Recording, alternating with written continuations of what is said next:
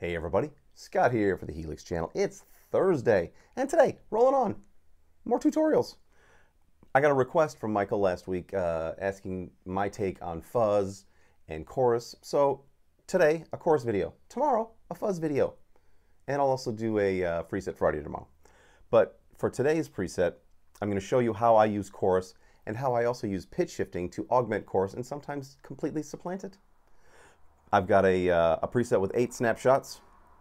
It'll be available for free on my website. It uses a pair of 3 Sigma Audio IRs. You'll see which ones when I demo it.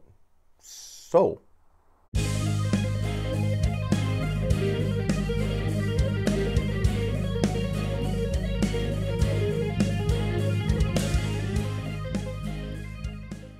for this particular preset, I've got some mild gate happening. I always have a little bit of a gate on. Now, the compressor stays the same through all of these snapshots, and when I press the expression pedal forward, I get a little bit more gain on it, and I also get some more master from the amp, and on the outputs, I get a little bit of extra boost, so you can have, you know, completely clean, you know, boosts on any one of the snapshots if you want it. I just wanted to make it full service, just because that's how I roll. Now, pitch shifter here. Now let's go back. Start with the snapshots. Let me go through them. Dry is number 1. That's just the straight up amp sound with a little bit of reverb on it. No modulation whatsoever, and the amp we are using is the Boogie Lone Star. It is my new favorite clean amp. I absolutely adore it. I think it's perfect for anything clean on the Helix, and I don't foresee myself using any of the other clean amps anytime soon. So, the next snapshot is low chorus, and that one just has the 2 choruses come on, and they basically I like a chorus with a really low rate, and then, you know, adjusting the mix. To me, that's a really cool sound. And when you're playing something that's got a bit of a crunch to it, a heavy or an overdriven sound, a low rate is really the way to go, and then adjust from the mix. I always leave these the same because I'm not using the vibrato, and I want it on chorus, so that, you know, that's kind of a no-brainer. Headroom doesn't really apply to this particular one. On the bottom, the IRs today, high watt 5A, and a bad cat 3A. So on the bottom, the Trinity chorus on the low chorus setting, we've got a low rate. I always leave these 2 the same. These I set about like this. You can experiment. You can set the center one lower if you like. And for a low chorus, I always leave these off. And then, you know, the next one is the medium chorus. Turn the center on. High chorus, they're all on. The mix goes up, blah, blah, blah. What I'll do is I'll demonstrate all these sounds after. And on the medium chorus, the top chorus changes accordingly, and then on the high, even more so. Now, when you're getting into, when you turn the rate over 3.0, you're going to start to hear a warbling that, you know, is semi-reminiscent of Cyndi Lauper's Time After Time. So that's why, you know, for a heavy sound, it's kind of, it's definitely out for me. But, you know, you might like it. Zakk Wylde seems to enjoy kind of a, you know, heavy chorusy sound.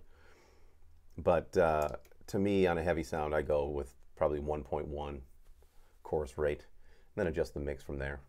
Now, number 5, so we got the dry, low chorus, medium, high chorus on the bottom. The top snapshots are low pitch. So this is where I show you what I prefer. I prefer to use the pitch shifter in place of chorus, and then augmenting choruses with the pitch shifter, or augmenting the pitch shifter with choruses. You decide.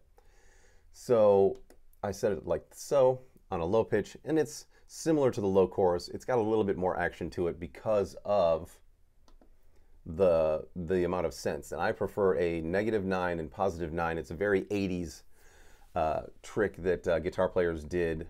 A lot of guys did it with the Eventide harmonizer, also with the Yamaha SPX 90, the TC 2290.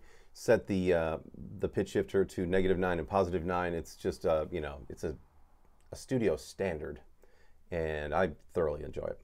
Now the next snapshot, number 6, that one incorporates the choruses and the pitch shifting in the low settings. PNC low, then PNC medium, then PNC high. I need to rename that one. It says PNC medium still, but it's high. Now, when you're getting into a lot of chorus and a lot of pitch shifting, you know, you've got a lot of warbling going on, and it can sometimes take away from things, but it can also add things. It adds an amount of shimmeriness to the top end that you just can't get with just the chorus by itself. So let me grab a guitar and show you all of these, all the snapshots, huh?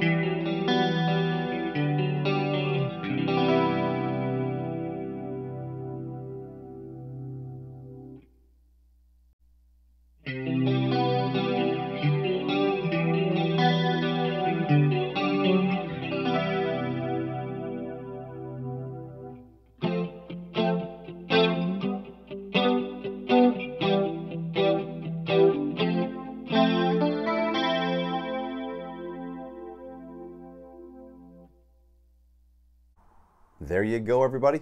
Oh, good time, chorus, fun. All the modulation you could ever want along the chorus lines. A chorus line. One singular. Never mind. Yeah. I'm not a big fan of flanging. I'm not crazy about phasers.